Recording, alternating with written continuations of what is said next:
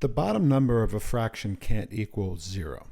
So if we're trying to find the possible x values of a function f of x, we do so by setting the denominator not equal to 0, and then solve that inequality.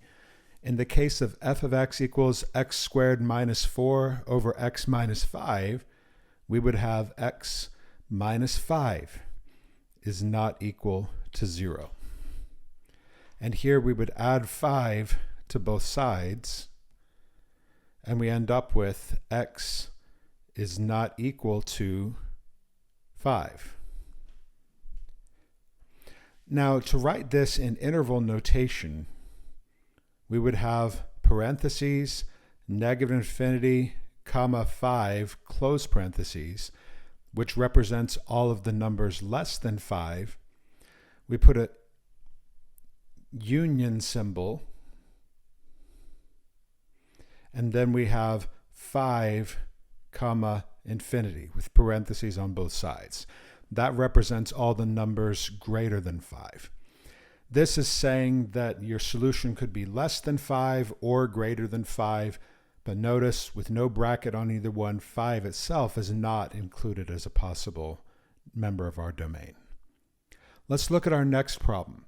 X minus 5 over x squared minus 4. To find the domain, we would take x squared minus 4 and set it not equal to 0. Here we can add 4 to both sides, leaving us with x squared is not equal to 4. And then take the square root of both sides.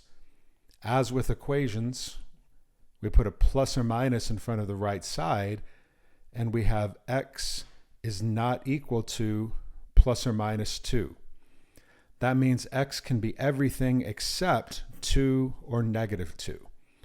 To write this in interval notation, we would have negative infinity, comma negative 2, which is everything less than negative 2, union negative 2 to 2, which is everything in between negative 2 and 2, union 2 to infinity, which is everything greater than 2.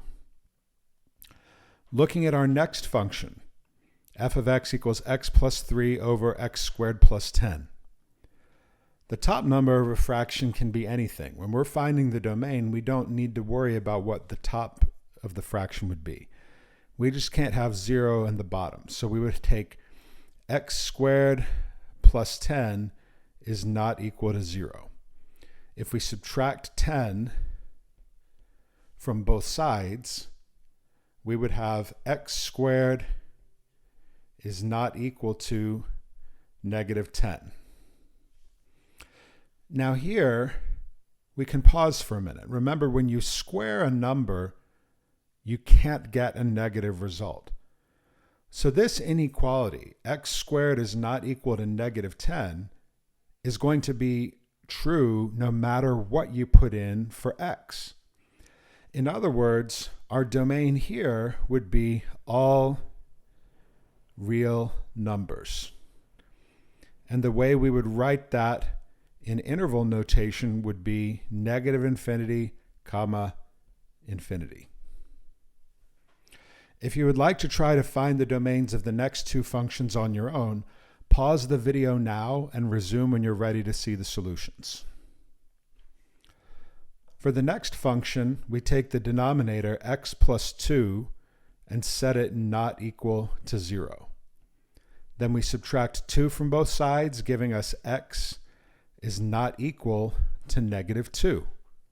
That would be our domain. And in interval notation, we would have negative infinity, comma, negative 2, close parentheses, union, negative 2, comma, infinity, close parentheses.